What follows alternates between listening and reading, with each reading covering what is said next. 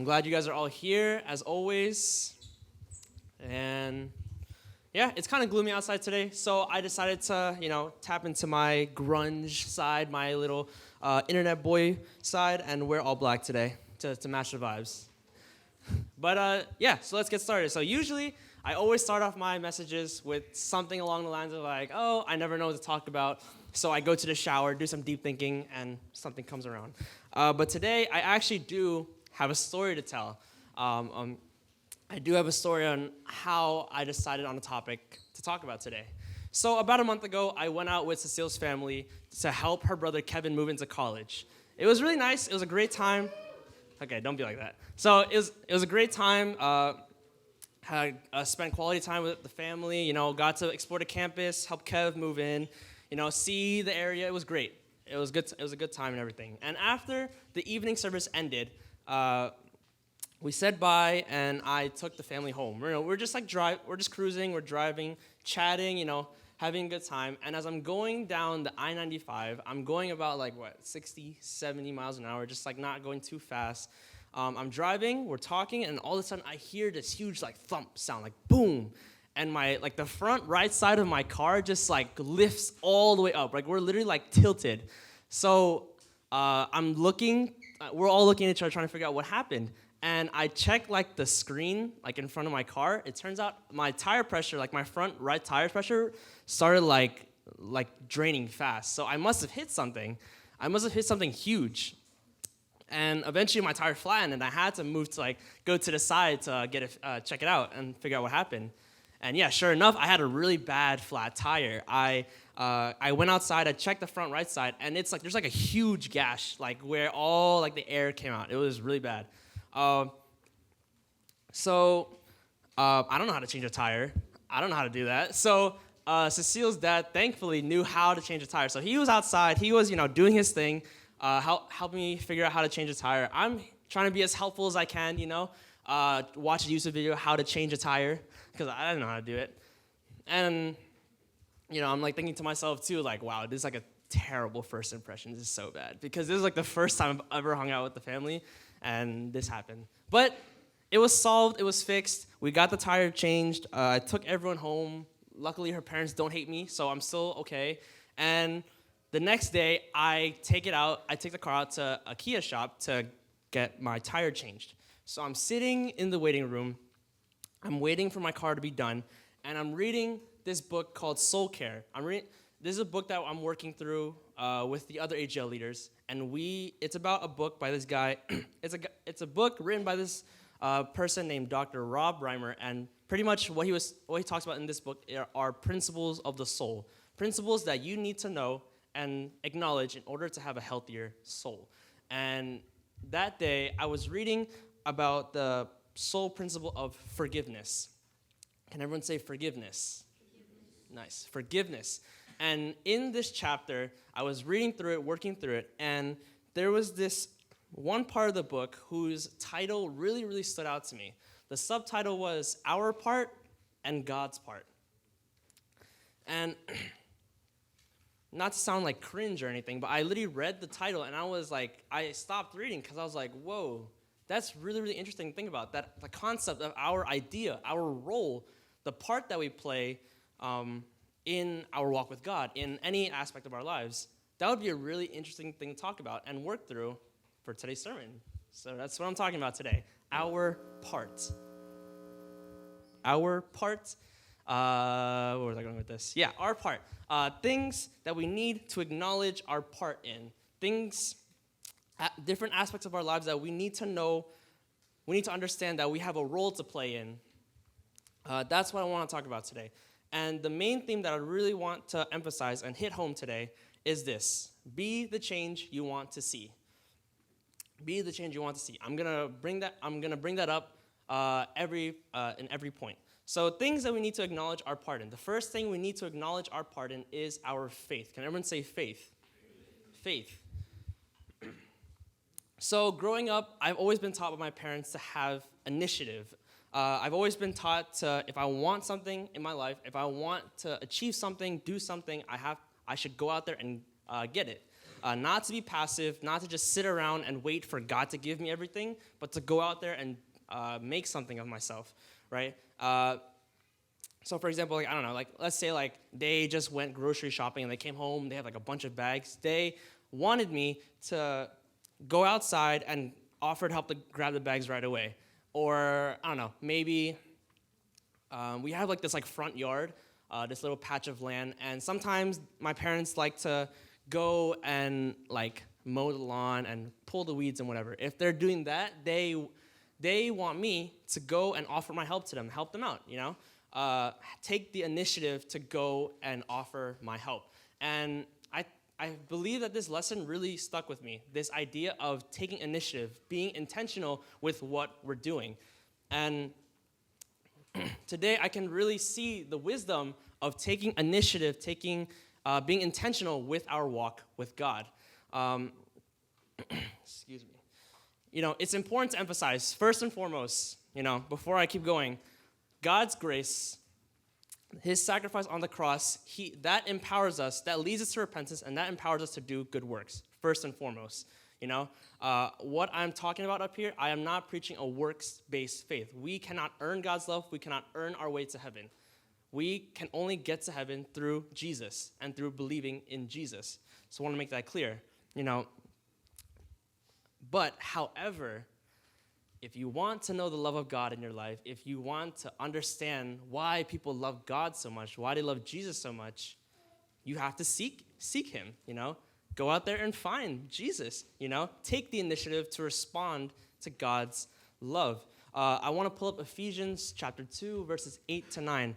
I'll just read it for you guys real quick. For it is by grace, God's remarkable compassion and favor, drawing you to Christ, that you have been saved, actually delivered from judgment and given eternal life through faith. And this salvation is not of yourselves. It's not through our own efforts. It's not of what we've done, but it is the undeserved, gracious gift of God. Not as a result of our works, nor our attempts to keep the law, so that no one will be able to boast or take credit in any way for his salvation. Amen. It says here that we have been saved not because of what we have done, but because of who God is. The love of God is not something that we earn. It is something that we receive. It is something that we receive as an unmerited, undeserved gift. You know, God's love is freely available for us. It is ours for the taking. We can accept it and receive it with joy. But if we want to know that fulfilling, that endless, that boundless love, we need to seek it. We need to go out there and find it, you know. Take the initiative and go out there and find why people talk about Jesus so much, why they say that he changed their lives, that he changed everything about them, you know. Whether it's, you know, going into the Bible and reading the stories of Jesus' grace, his kindness, his compassion, or whether it's like praying, right? Praying with sincerity, praying with intentionality, you know, believing that you're not just speaking to a wall, you're not just speaking to nothing, but you believe that God hears all this, or like going out into the world, living your life, looking for the goodness of God in everything that you see and everyone that you see. Go out there and find Jesus, find his love, find his grace, seek him. If you want to know God, look for him, you know. Of course, as I say all this, but I know that our walking with God is not as easy as I described it to be. I know that there are times when we feel like we can't feel God, we can't see God, that God is like distant, that he, like, I don't know, like there's nothing to be found. And trust me, I know how that feels. I've talked about it a couple times, you know, in my past messages, that, you know, sometimes it's hard to see God. Sometimes it's hard to feel that he is near, that he is close, like everyone says he is, you know. And what I found is that usually when I feel like I don't see God or feel God anywhere, it's usually because I haven't opened my Bible in a while. It's usually because I haven't prayed in a while. I haven't gone to church in a while, you know. When I haven't been intentional with my relationship with Jesus, that's when things go wrong. That's when things start to fall apart. That's what I've found. You know, but Ethan, like, I've done all those things. You know, I've been going to church. every week. I've been praying consistently, reading my Bible, being nice, being kind, but nothing's happening. Nothing has changed. And to that, the best thing I could say for that is keep going. Keep trying. Keep trying to find God. Keep trying to walk with Jesus. Because, this walk that we take with him every day of our lives, it's not going to be a smooth road. When people say that believing and receiving Jesus was the best decision of their lives, that it completely transformed and changed their lives, it's true. It really is. In both the good way and the messy-ish kind of way. Because once you receive Jesus, your life will not be the same. But I'm here to tell you that life will not be that walk will not be a smooth path. It will not be like a straight road with flowers and rainbows and sunshine. It won't be like that. In fact, it's going to be full of detours. It's going to be full of bumps. It's going to be full of dead ends. It's going to be filled with all that kind of stuff, This walk with Jesus will not be easy. It's not supposed to be easy. But what I can say is that Jesus is close.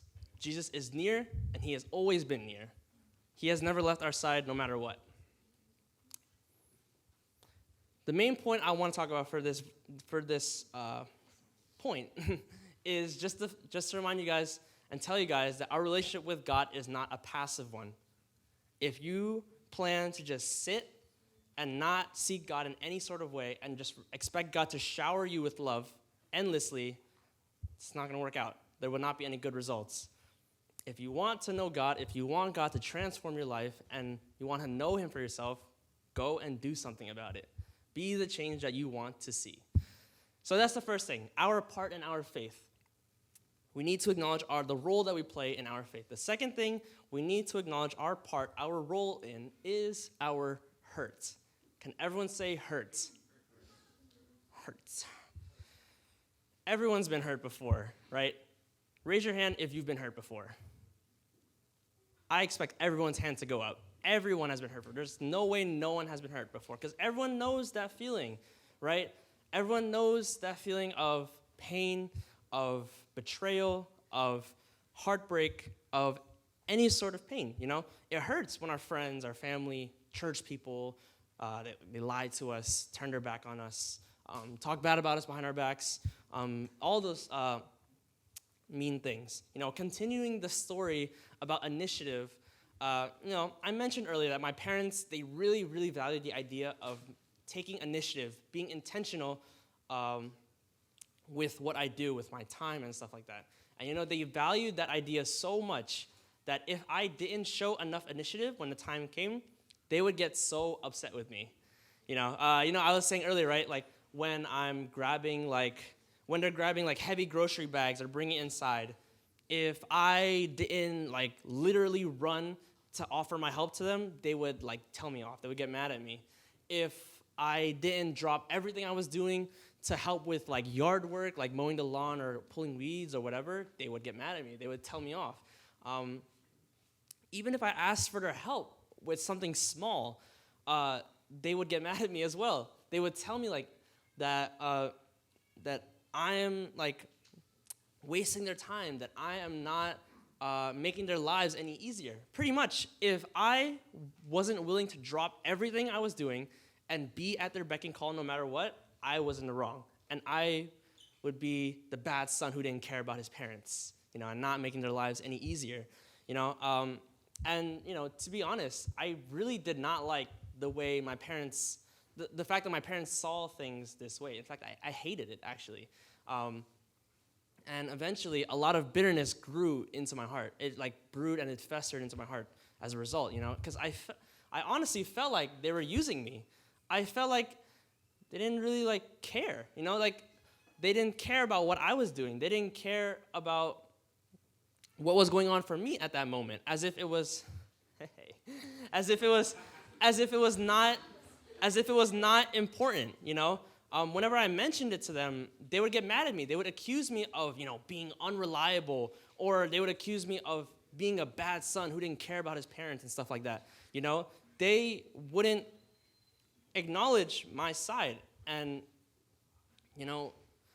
as a result, I became really bitter. I became secluded and isolated this bitterness that grew into my heart, it pretty much became poison for me, at this point. Because of this, because I really didn't like the way they treated me, I started to I would start to become really irritated with them super easily. Like I would get annoyed with them over like the smallest things, and like I would want nothing to do with them, or like I never wanted to like talk or spend time with them either.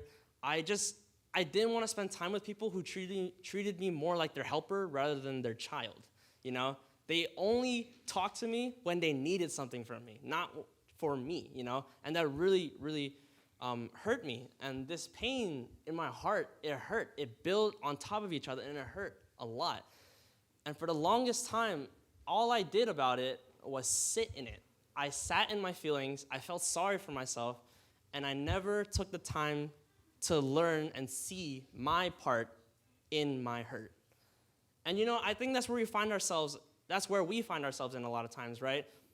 Something bad happens, maybe someone says something mean or hurtful, maybe it's an argument with your parents, your family, or whatever, and then we end up hurt, right? We end up with this pain inside of us that feels like a knife was just like plunged into our hearts, like a throbbing kind of pain, right? It feels heavy and dark, And, this is why I want to talk about our part in our faith first before I talk about our part in our hurt, Because as Christians, as you've heard many, many times, we are called to live differently, right? We are called to talk differently. We are called to react differently.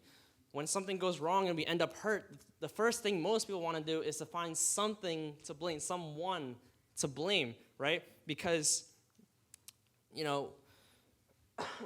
it's easy to do that, it's all because of my teachers, If they would have done their job, actually teach me and not force me to learn everything on my own, I wouldn't be losing sleep about how stressed I am over my grades or my assignments. Oh my God, it's all because of him or her, If he or she wasn't so toxic and jealous and untrusting, we still would have been together. We wouldn't have had all this heartbreak and pain and hurt. Oh my God, it's all because of my parents, man. If they would have stopped being so arrogant and listened to me and listened to how I feel, we would be a happy family. We wouldn't be arguing all the time. We always try to find someone to blame. It's always because of this, because of that, because of him, her, them, whatever. The first thing we always want to do is blame, right? Because when we blame someone, blame something, it takes some of the pain away, right? It takes some of the burden of responsibility off us so we can just sit here and feel sorry for ourselves. It's a lot easier to do that as opposed to doing something about it and trying to fix it, having difficult conversations, So, okay, Ethan, thanks for making me feel bad about myself, not wanting to do anything about my pain and my hurt. Okay, so what do I do about it? So what? What do you suggest I do? Well, if we could pull up James chapter 2, verses 14, I think this verse provides an answer for us. I'll just read it out for you guys.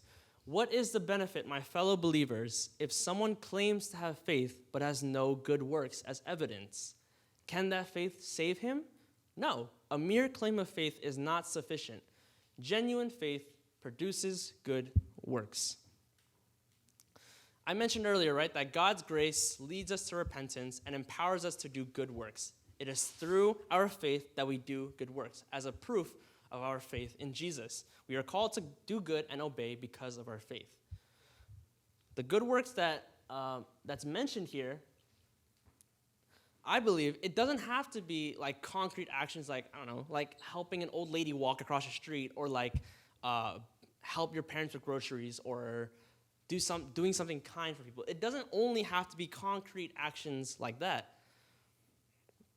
Fixing your mindset, choosing to give people the benefit of the doubt in your minds, choosing to love them even when it hurts you, that's good works.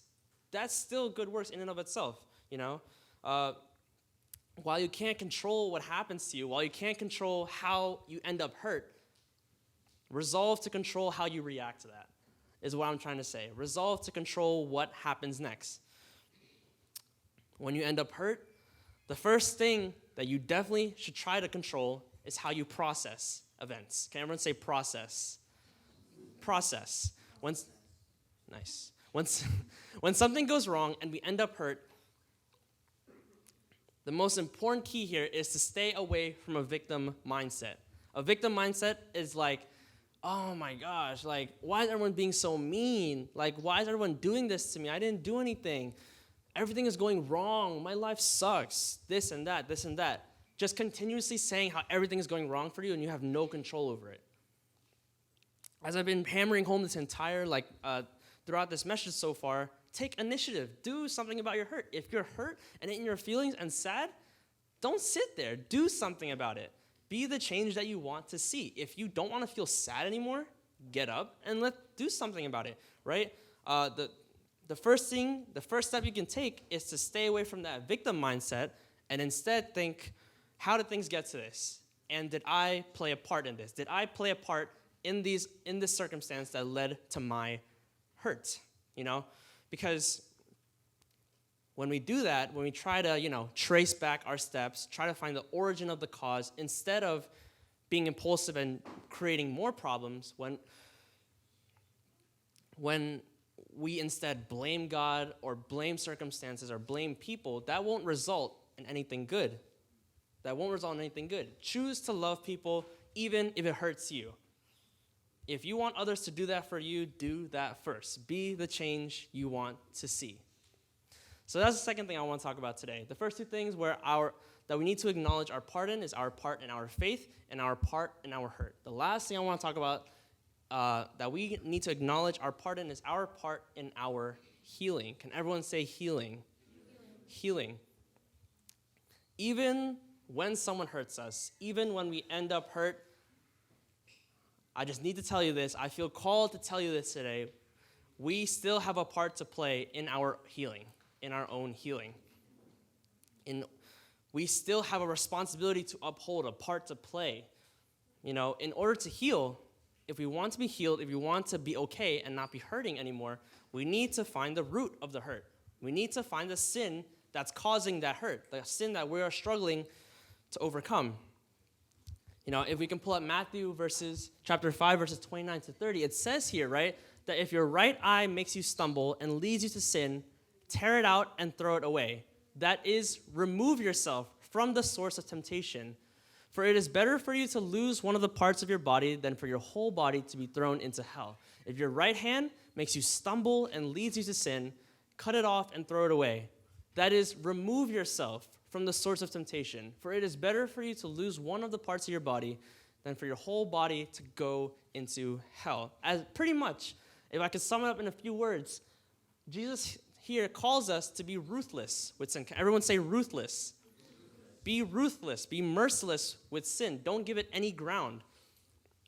Because when you give ground to sin, you give ground to hurt. That's what happens when we allow sin to take a foothold in our lives, when we allow shame, allow pride, allow lust, allow anger, jealousy, all those things to take a foothold in our lives. That's when hurt will come into our lives. Excuse me. Finishing up this story, I knew that I shouldn't be holding on to the bitterness anymore towards my parents. I knew that I was hurt, but I also knew that I didn't want to deal with it forever. I knew I had to do something about it. I thought about it, but I was the one that was hurt. I was the victim here. Why should I be the one to try to go out and try to reach out and fix things, Because, my parents, I don't know if you guys relate to this, but my parents are not the type to reach out and fix things. It's always we have an argument, we say mean things to each other, we go our separate ways, and then, a couple hours later, we'll act as if nothing happened, We'll act as if, everything's okay. They'll ask me, oh, Ethan, do you want fruit? Or, oh, do you want to go out and buy something? It's always something like that, but we never take the time to fix it, to talk things out and hash things out, lay everything out on the table. But at this moment, I was like, no, I refuse to keep going in this cycle of hurt. I refuse to let the whole hurt people cycle keep going. I want to break that cycle. So what I did was I decided to pray. I prayed to God. I asked God, to give me a humble heart, a humble spirit, a contrite spirit.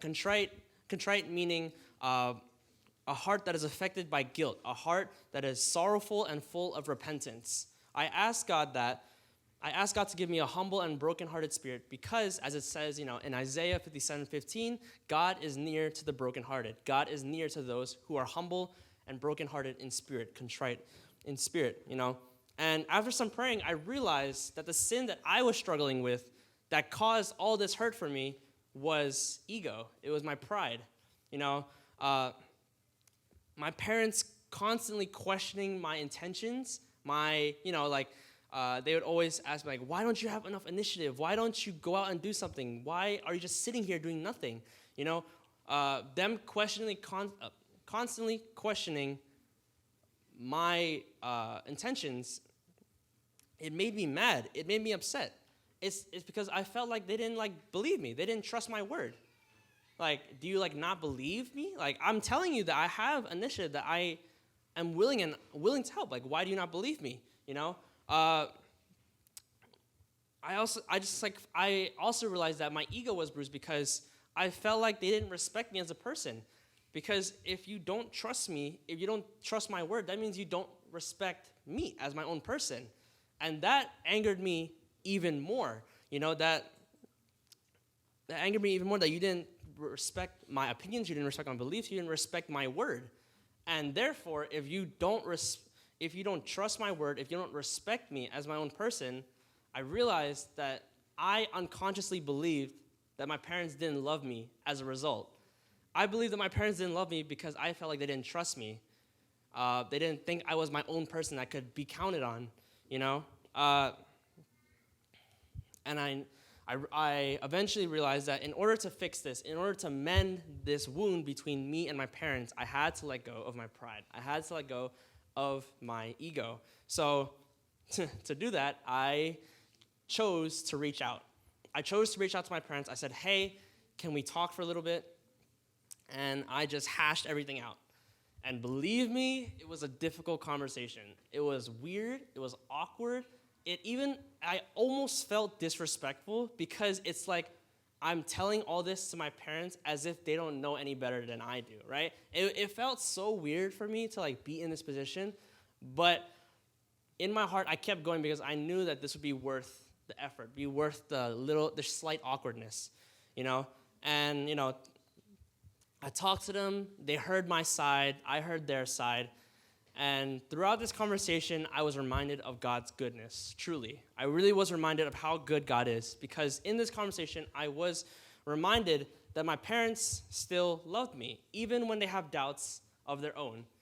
I realized that their doubts, that all stemmed from their own experiences beforehand, experiences of people walking out on them, experiences of people not being true to their word, people just leaving them when they needed them the most. And I realized that they were really scared that I would do the same thing to them. They were really scared that I would walk out on them just like everyone else did in their eyes. And I heard that. I realized that I'm like, wow, that's where all this is coming from. All this talk about have initiative and take charge of your life and all this stuff, it all stems from this. Because my parents pretty much have separation anxiety. They are so scared of people walking out of them and leaving them. And they were scared that I was going to do that too. And I had to reassure them, no, I would never do that. I would never walk out on you guys. You guys are my family. You guys are my parents, the most important people in my life. There was no way I would ever walk out on you. And I just also want to tell you guys that this is an ongoing story. Usually, when pastors come up on stage, talk about their arguments or whatever with their parents, with their friends, whoever, usually they'll tell it after everything's happened, after everything is hashed out and everything's all good. But me, I decided to be different. I decided to be a little more vulnerable today and tell you that this is still ongoing. I'm still hurting from this as I'm talking to you, as I'm telling you this right now.